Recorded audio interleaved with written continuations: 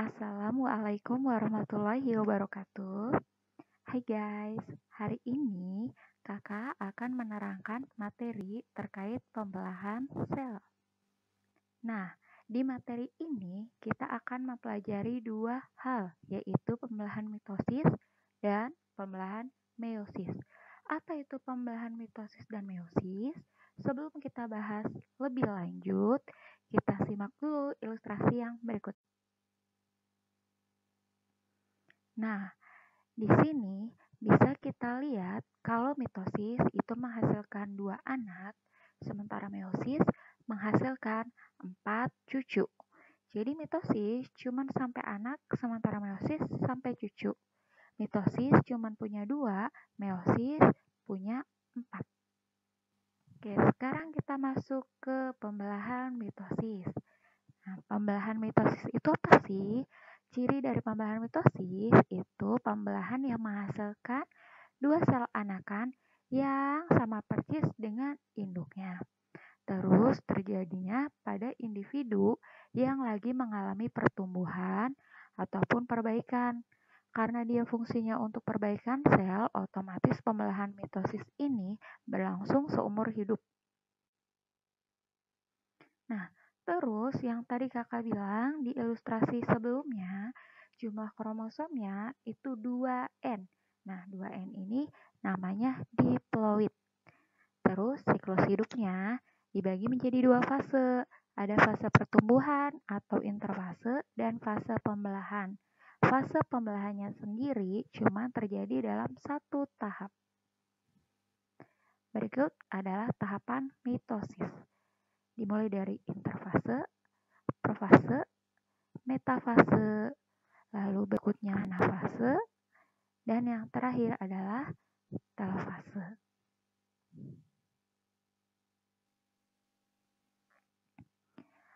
Nah, di interfase ini terjadi apa aja sih?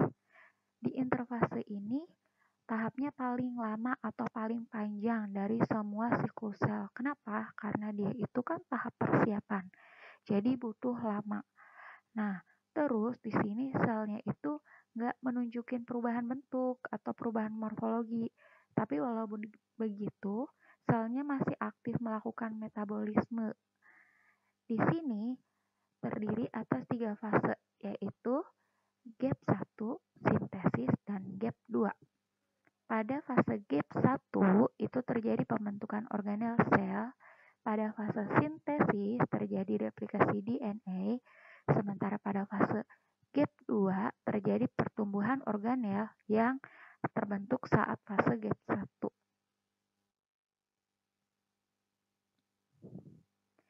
Nah, berikutnya kita masuk ke tahap pembelahan, dimulai dari profase. Di profase ini, benang kromatinnya menjadi pendek dan tebal lalu membentuk kromatid. Kromatidnya berpasangan membentuk kromosom. Lalu, membran nukleus dan nukleolusnya mulai menghilang. Tahap selanjutnya yaitu metafase. Pada tahapan ini, terbentuk benang spindel kromosom yang terlihat semakin jelas. Lalu ada tahap anafase. Di sini, benang spindelnya memendek dan kromatidnya menuju kutub yang berlawanan. Lalu ada terakhir telofase. Di sini kromatidnya udah sampai di kutub yang berlawanan. Kromatidnya menipis dan memanjang menjadi kromatin. Lalu kumpulan kromatin akan membentuk anak inti atau nukleus. Masih telofase, di telofase juga terbentuk membran nukleus di luar anak inti dan sitokinesis selesai sehingga menghasilkan 2 sel anakan yang sifatnya diploid tadi. Nah, terus di sini kita akan ngebahas jenis pembelahan berdasarkan tempat terjadinya pembelahan itu. Jadi, berdasarkan tempat terjadinya, pembelahan itu dibagi menjadi 2. Ada pembelahan karyokinesis dan ada sitokinesis.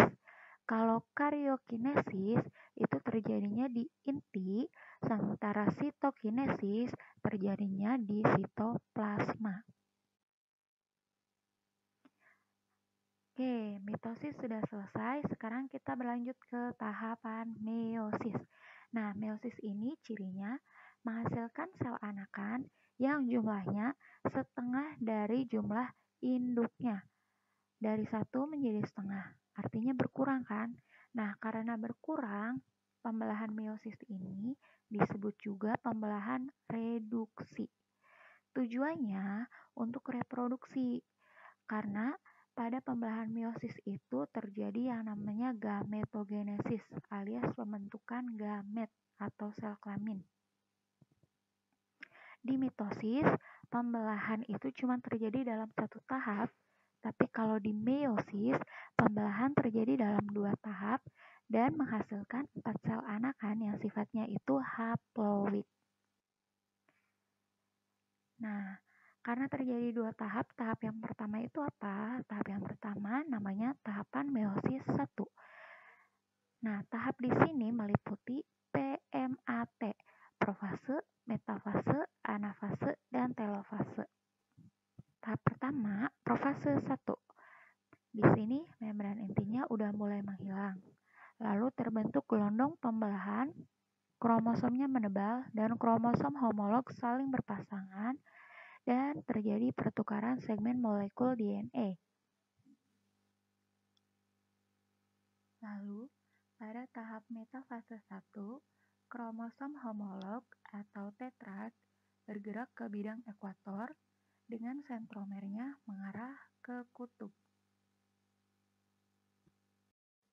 Lanjut ke anafase 1, kromosom homolognya ditarik oleh benang spindle menuju kutub yang berlawanan. Dan terakhir, tahap telofase 1, di sini RE alias retikulum endoplasmanya membentuk membran inti di sekitar kelompok kromosom. Nukleolus atau anak intinya mulai terbentuk dan terjadi sitokinesis. Sekarang ke tahap meiosis 2. Di sini juga prosesnya itu ada PMAT, profase, metafase, anafase, dan telofase. Nah, pertama profase 2. Di profase 2 ini, sentrosomnya membelah dan sepasang sentriol memisah menuju kutub yang berlawanan, dan di antara keduanya itu muncul benang spindle yang memancar dari kedua sentriol.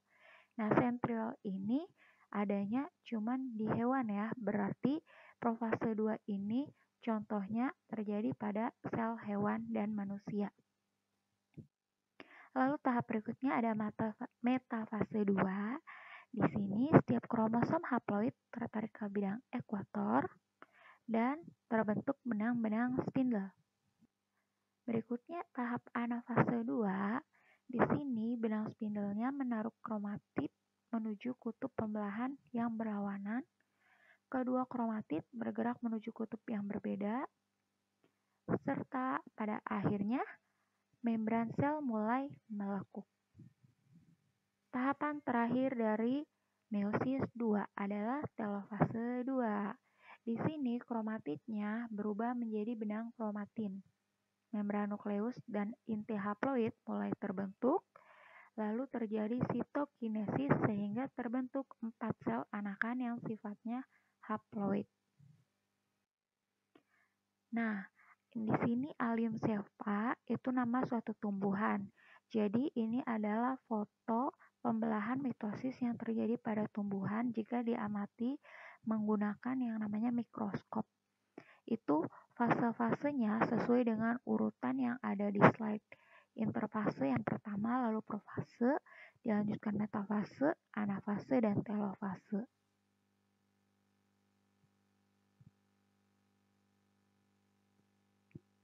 Okay, thanks for watching this video and stay tuned. Wassalamualaikum warahmatullahi wabarakatuh.